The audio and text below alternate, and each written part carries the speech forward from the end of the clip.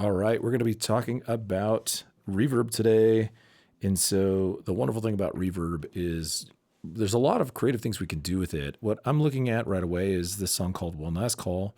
And we're going to take a look at the reprise string track at the very end of the song. So the song, develops, goes through, has these big climactic moments, and then at the very end, it reprises the string parts, and they do something a little bit different, a lot more artistic, kind of a haunting string sound as the vocal just lays in a couple of lines. And so what we're going to do is just take a look at the reverb settings for those strings. So I'm going to go to the mix window.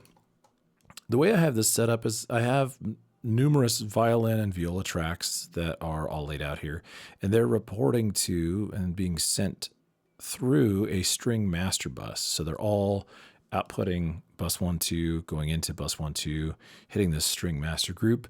They're getting a little bit of love to get that vintage vibe from the J37 tape. Oops. And then they're also running through a channel strip just for a little bit of a dip in the EQ. And then the last thing, which is exactly what we're going to work on at the moment, is I'm utilizing an H reverb from Waves, and definitely one of my favorite reverbs to use oftentimes in my mix sessions. And it's a little different than the stock. I'm going to show off what the stock does, and the stock reverb, and how to set that up. But more importantly, I'm going to set this one up, and I already have it set up. And so let me show you the way that I have it set up, and then I'm going to walk you through the components of it. So real quickly at the moment, let me just open up all these tracks and let you listen to this for a second.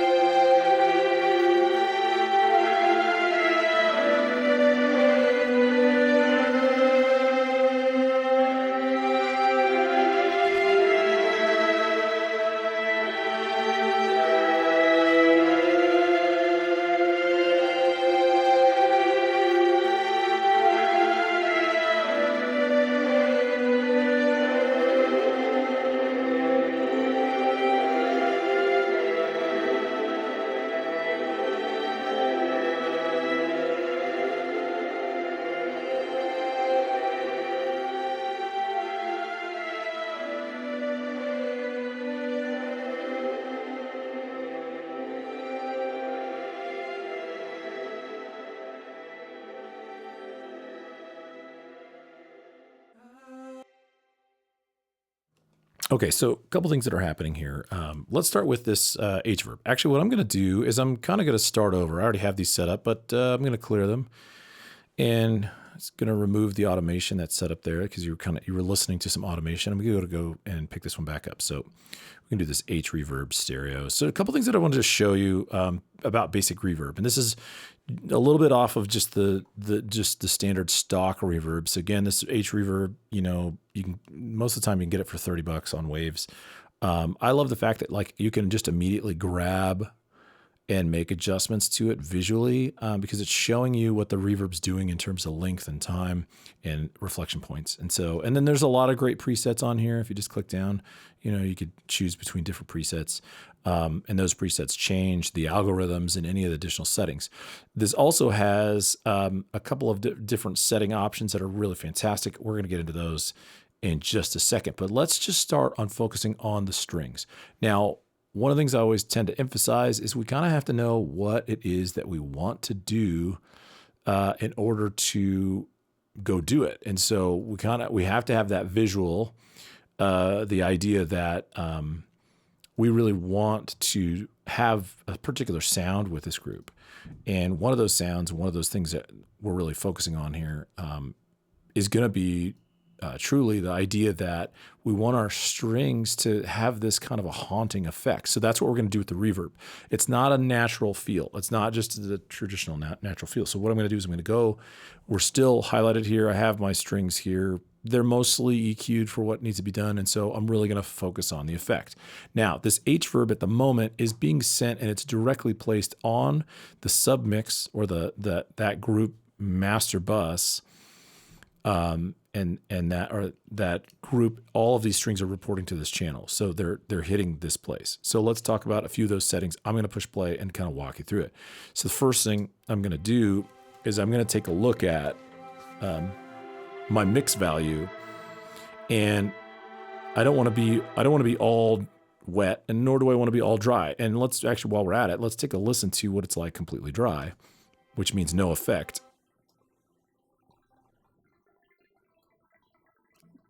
They very much sound like they're just in a room, right, being recorded.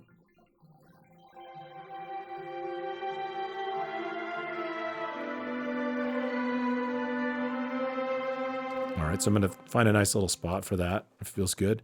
And then the next thing I'm really going to work on is two things here. I'm going to take a look at the size of the room and the actual reverb time itself. So let's take a look. I actually like to focus on the reverb time almost immediately.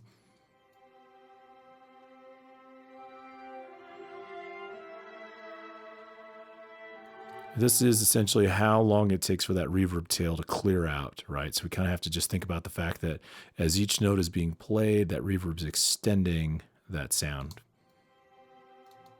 And kind of one easy way to know is if we stop it abruptly, we can hear how much tail is left over. So let's listen.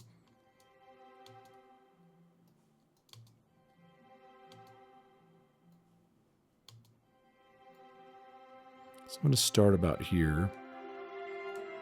And I do think I want to increase my overall size.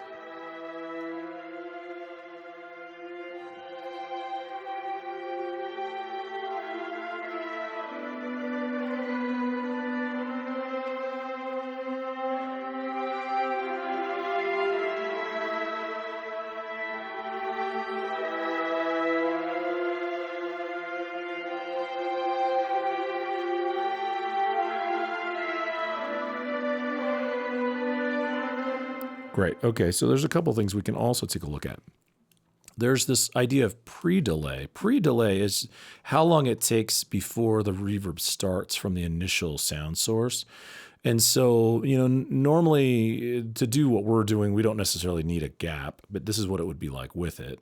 Although the strings are very smooth, so in terms of the attack, and that lengthy attack means that sometimes you don't necessarily get to hear that much from it on the front end. So let's take a look.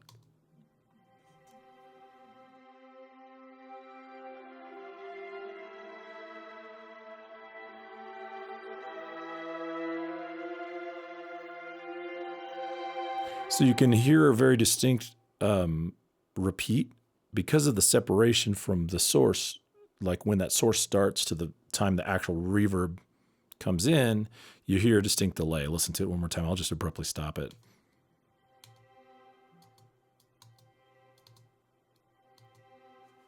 So, and that could be cool if we're like, you know what, that's cool. Maybe let's do a little bit of that, right? The other setting we have here is this idea of build up, which essentially is just, if you kind of look at how it basically looks like the attack phase of when we get to that full cycle of reverb, and we could shift that back. Let's take a listen.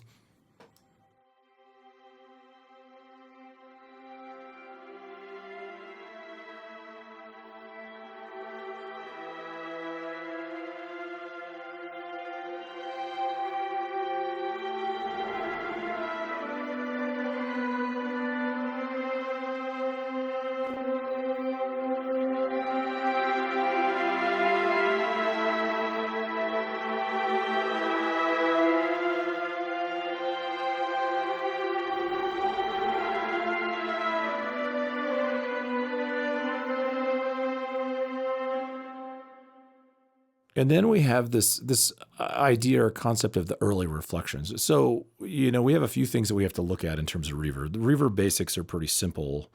Reverb essentially is a multitude of reflections that are essentially reflecting, and they carry on kind of a sustain for the source's sound and tone.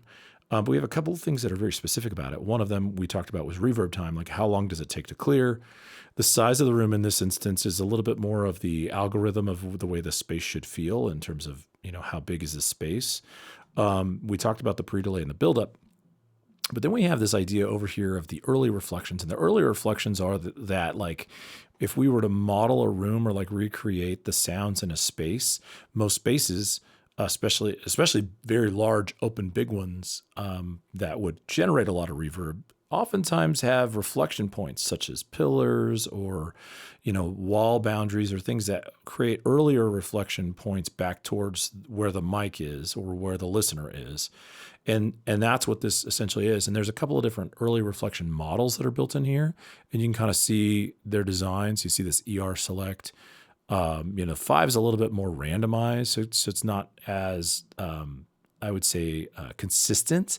And we could try like something like 1. But then we also have this thing called the early reflection tail, which is essentially how does it taper off as it's moving and that balance there. And watch how we could do this. We could set this up with this early reflection tail option is we can kind of mix between, are we hearing more of the early reflection or are we hearing more of the tail? So let's go listen to it.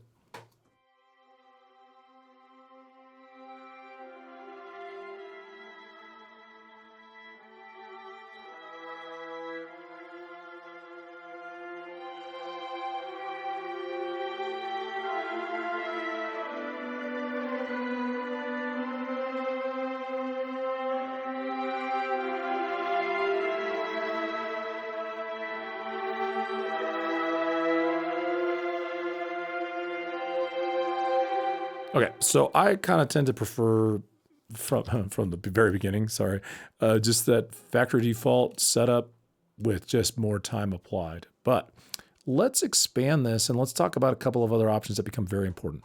I'd say like above all things, if you had very little time and you really had to dial this in, but even with plenty of time, I think that's the thing. The biggest thing that I focus on is reverb generates a frequency balance. It creates a frequency balance, and sometimes that's a frequency imbalance. And so we have to consider a couple of factors. One of those factors would be that low-end frequencies, starting with the sub and moving into the low frequencies, heading towards the mid, are frequencies that generate and radiate their power in 360 degrees. And because of that, generated 360 from the source. And the fact that high frequencies are far more directional, it means that over space and time, that low frequencies tend to die off faster. And then high frequencies, especially as we get above the mid-range and we get up into the 10K plus, those high frequencies are very directional and they have a lot of energy. And so they can travel further distances. And what that basically means is when a space is modeled to create a reverb unit, it is modeled with that idea in mind. And that causes some major drawbacks. One of those major drawbacks is that means that what you don't often get in a large space, so like when I'm using the size algorithm over here and I'm going to a bigger size instead of a smaller, as I'm using a bigger space, I'm going to have less low end on my reverb. And what is going to be very apparent is all the high end. And so in most reverb spaces, even the small ones, the high end is pretty bright. But definitely, if you just think about being in a cathedral, if you've ever had the opportunity to go to a cathedral,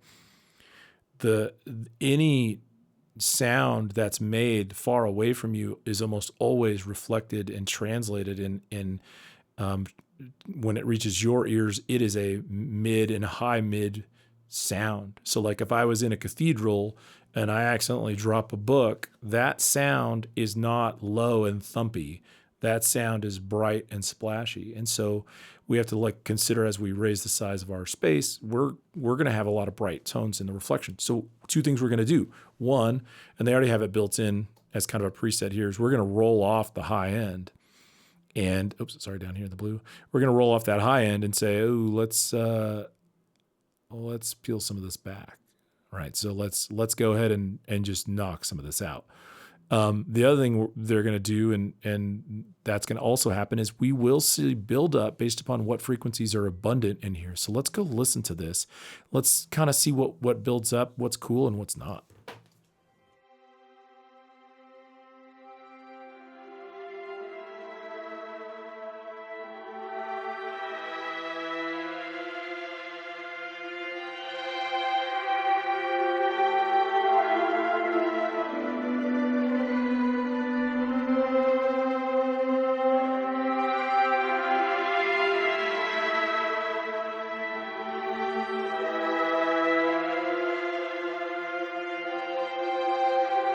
Okay, so a couple things I noticed. One of those is we could get a little more done with some low end.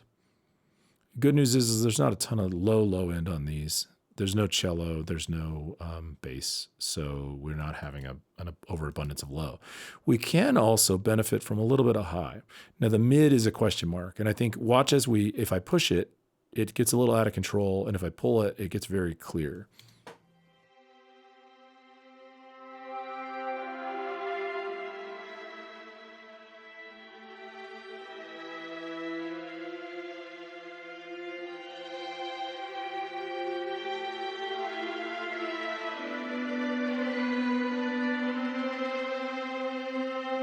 Now it almost feels like by pulling and pushing that mid particular frequency that we're getting more or less reverb, which actually is not necessarily the case. What's actually happening is that emphasis in the mid definitely details more reverb activity, but we're still getting a good amount of low end and a good amount of high. We also have to consider, because this reverb is directly on the track and our dry wet is at this like 63 range, we are actually beginning to directly affect the overall EQ of these strings as we change these, because of the fact that we're mostly wet instead of dry. The dry signal would pass through with its own EQ principles. As soon as we go all wet, the only thing that's coming through is based upon what we EQ here, and that really does change the overall balance of the frequencies utilized here. So we have to be super careful with that. So we're going to find, a nice little sweet spot would be good. I like a little bit of emphasis on the high. I wouldn't necessarily take this off. Oh, let me actually bypass this so you can hear it.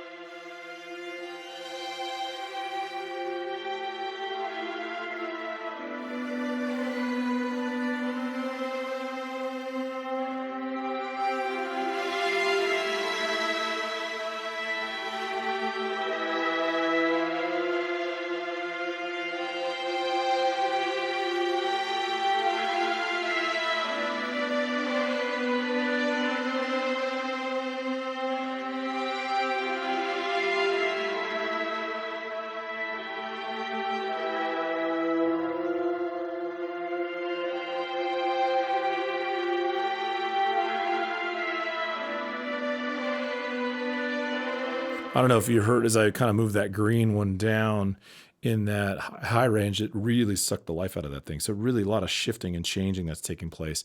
So a couple things I want to also emphasize and take a look at. So this is in a good spot, super happy with this.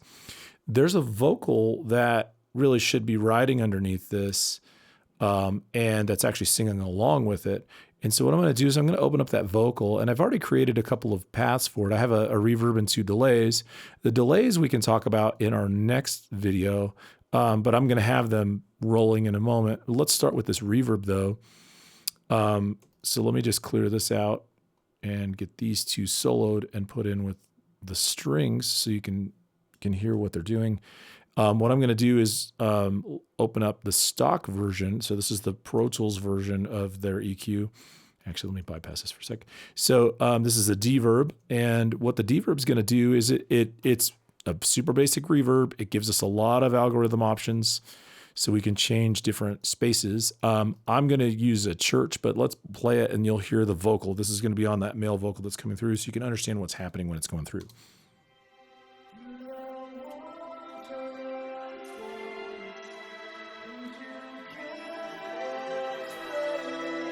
All right, so first thing, I need a bigger space for him. So I'm going to move to church, and I'm going to go to large.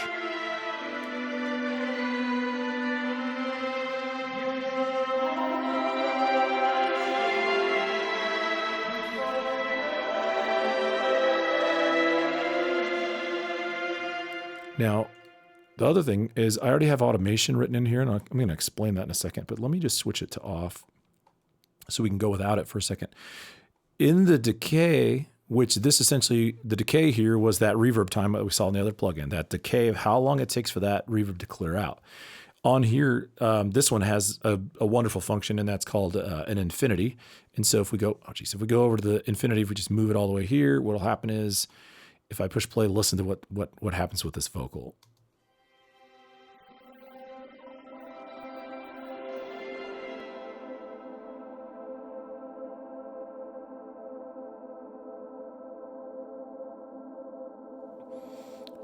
So that's that vocal in this infinity mode, essentially just rolling on.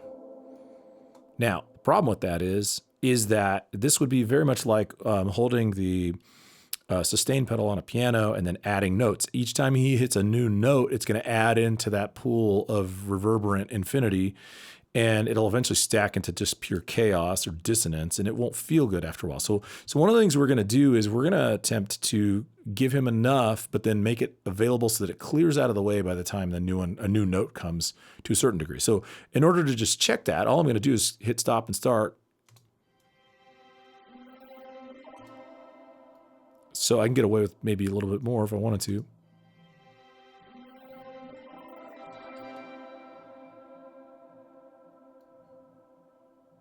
Yeah, somewhere in there. And the other thing is we also notice there's a couple things over here. We have a high cut filter and a low pass filter. The high cut gives us the ability to make some changes to cutting certain frequencies in the high.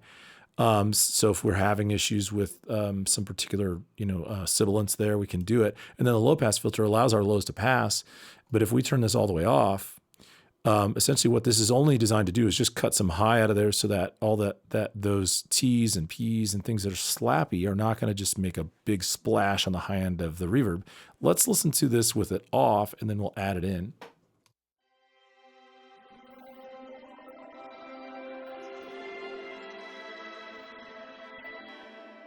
Actually, what I'm going to do is let me turn this whole thing. Let me turn that reverb up. I'm going to overemphasize it so you can feel where it's at.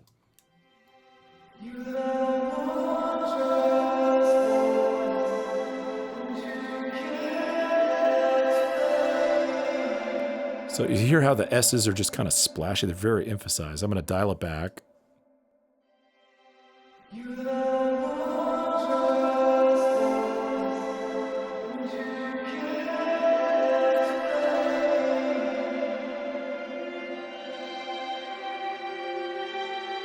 And now that I have that dialed in, I'm going to pull my fader back so I got that settled into the mix.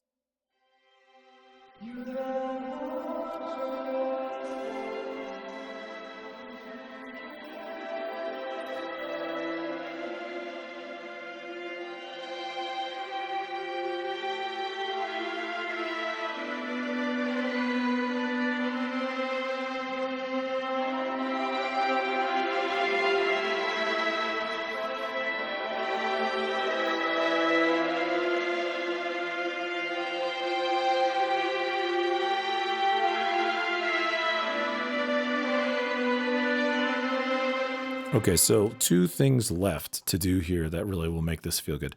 So in the reverb, what I've done is I've actually set this up, and let me turn these back on, to essentially write volume automation so that the reverb for the vocal starts to slide in. So we can see here's the vocal right here. And the goal is I set my output. What I had done is I had set my output where I knew I wanted to be. So this, I kind of leveled it out. This is where I want to be. So if I were to clear this out, even just kind of to start off again, to start over. This is where I want to be, and I have that level set. And I have a couple delays. I have a short delay and a long delay going on to make this groovy. But again, I'm going to explain those more in a delay section once we make a delay video for this. Basically, what I'm going to do, though, is I don't want it to be full bore off the cuff because it's kind of fading in and it feels a little just too abrupt to do it that way. So what I'm going to do is I'm going to kind of set my goal here's my goal right now at the moment, and just say, all right, I want to build up to that goal. Everything before this is going to be completely off. And then I'm just going to kind of set this up so that we can kind of ease into it.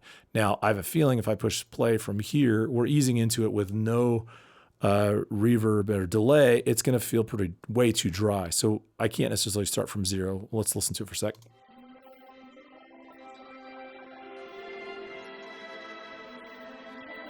What I am noticing immediately is that this is about a good spot right here. So I might just let it kind of gracefully get there, and then I might let it build just a little bit more as we start to get closer. And I'm just gonna, I'm using my grabber tool. Again, I'm on volume automation. I'm just gonna keep moving things until I feel really great about it.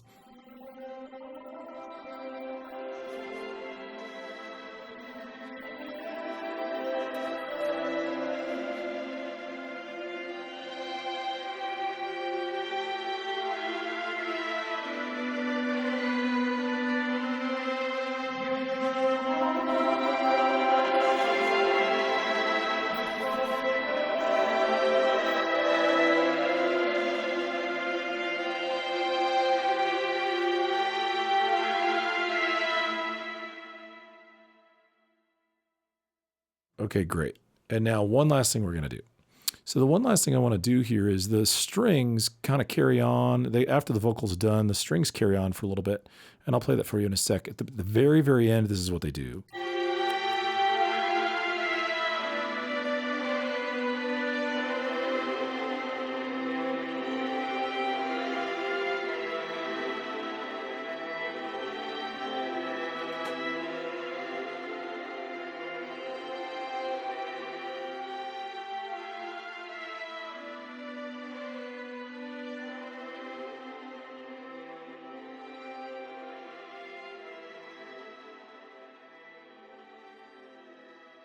Okay, so here's what I'm going to do in response, okay?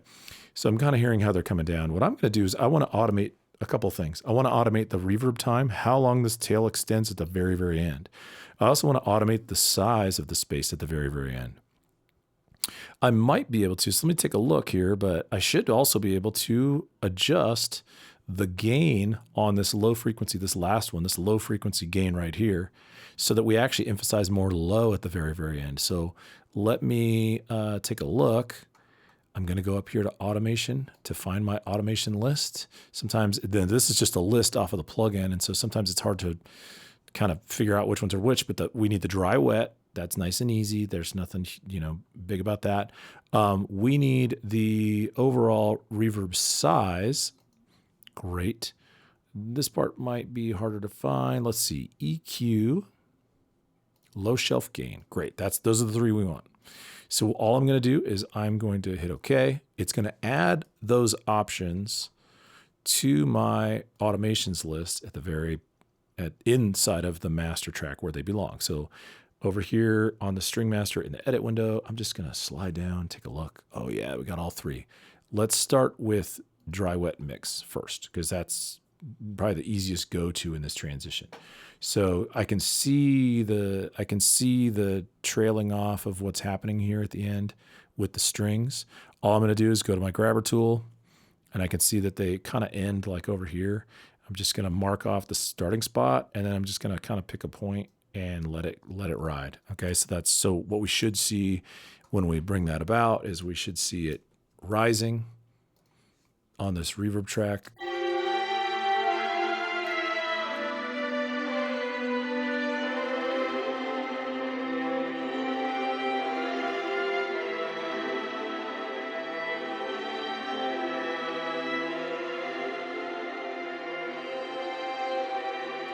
And then I have to, from here, I also have to adjust. I'd love to have the reverb size change as well. So here, let's do that.